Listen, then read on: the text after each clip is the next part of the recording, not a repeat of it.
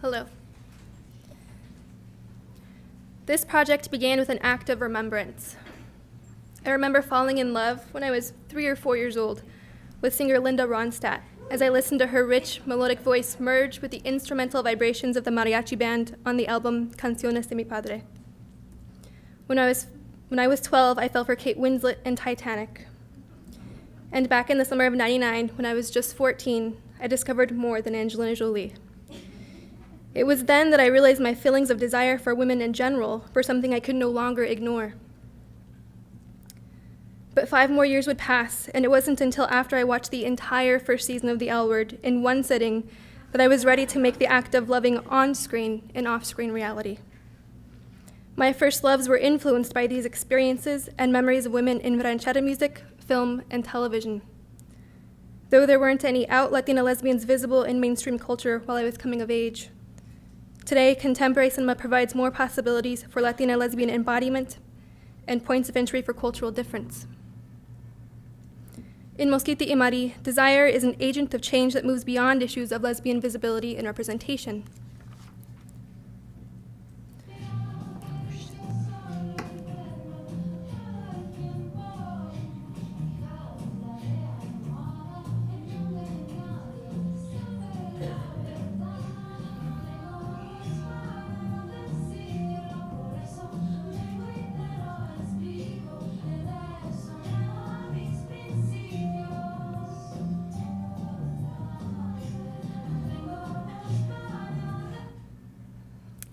Written and directed by Aurora Guerrero, the feature-length film Mosquita y Mari received financial support from the community on the crowdfunding platform Kickstarter in 2011.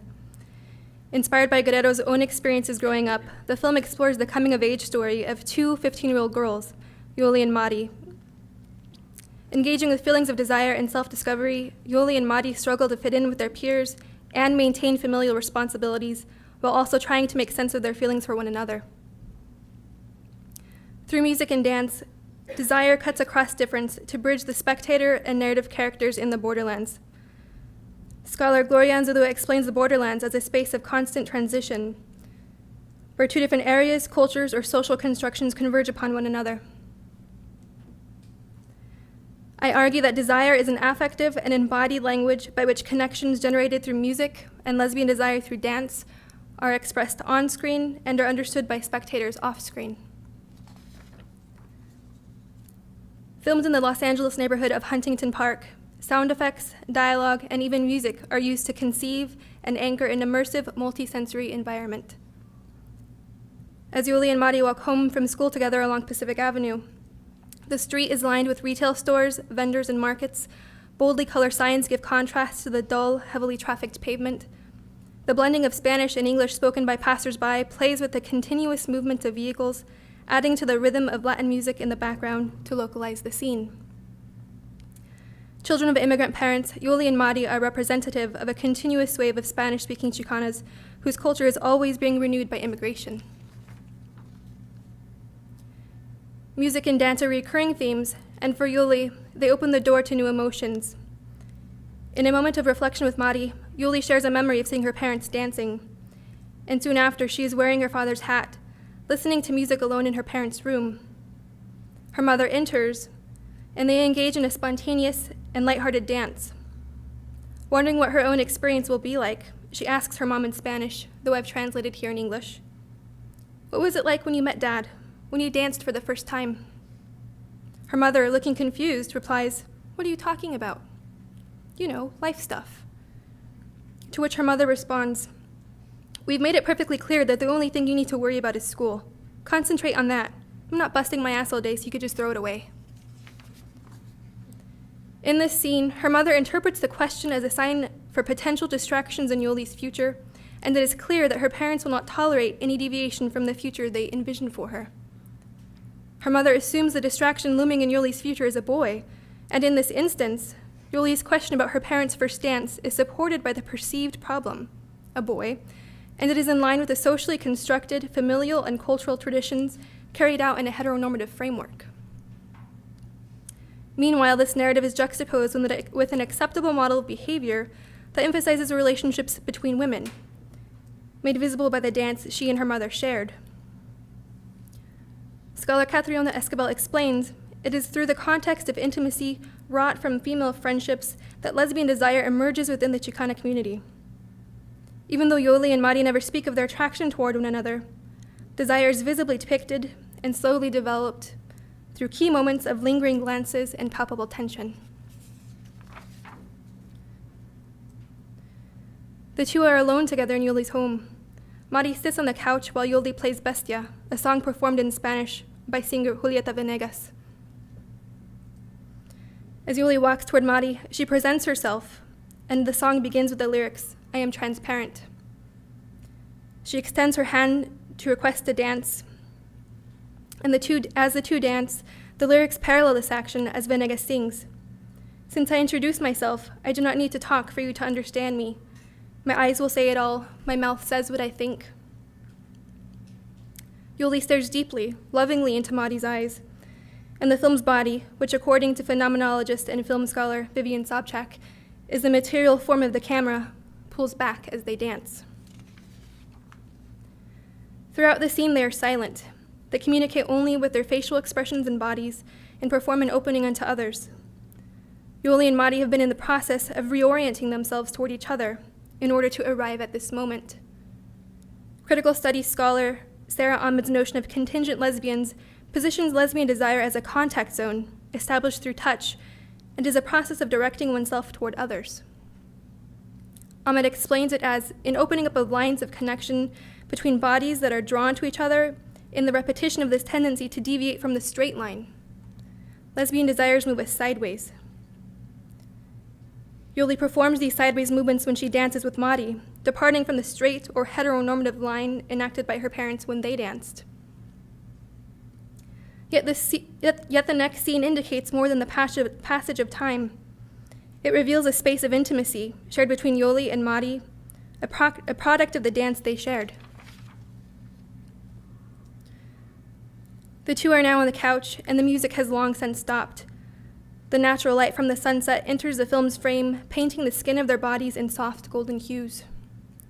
Having persuaded Mari to lie next to her, Yoli's eyes are closed and their lips close enough to share a kiss. As Mari tenderly touches Yoli's face, the lyrics of the song Bestia resonate. "You'll know what I feel if you only touch my skin." Sobchak explains that watching film is a matter of feeling it wholly from within one's own body and lived experience. This notion disrupts modes of thinking that restrict what occurs on-screen and off-screen to specific sites and subject positions.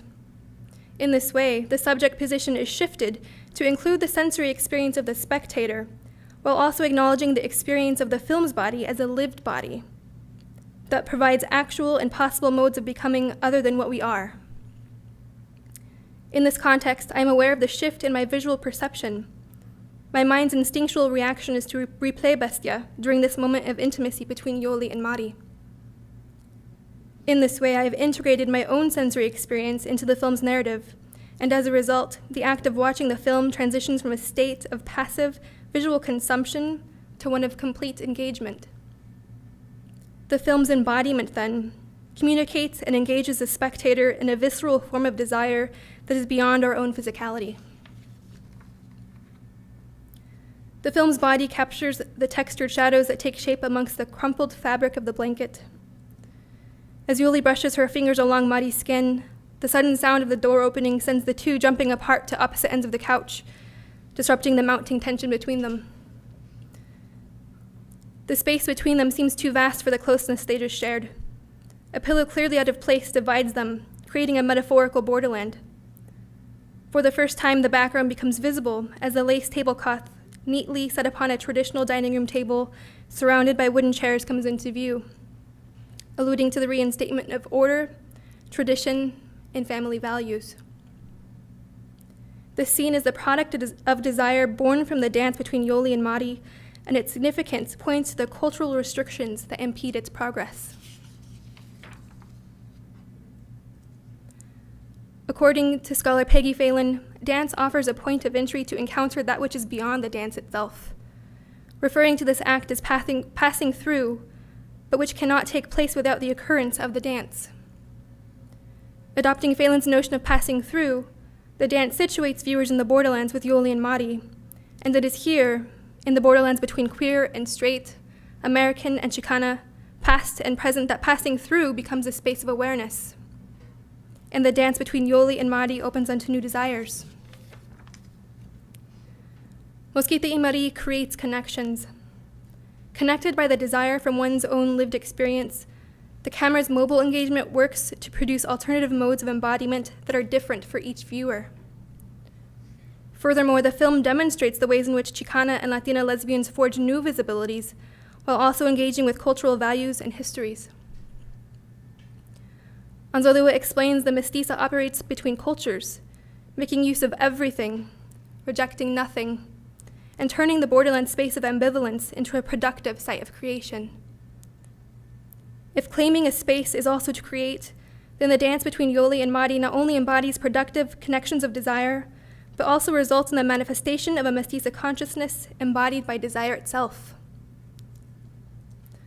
Unlike the unattainable figures that filled my own desires growing up, reading Anzalua's borderlands theory and notion of mestiza consciousness in tandem with Mosquita y Mari creates a site of awareness, a space of production, and an opening for real first loves to take place. Thank you.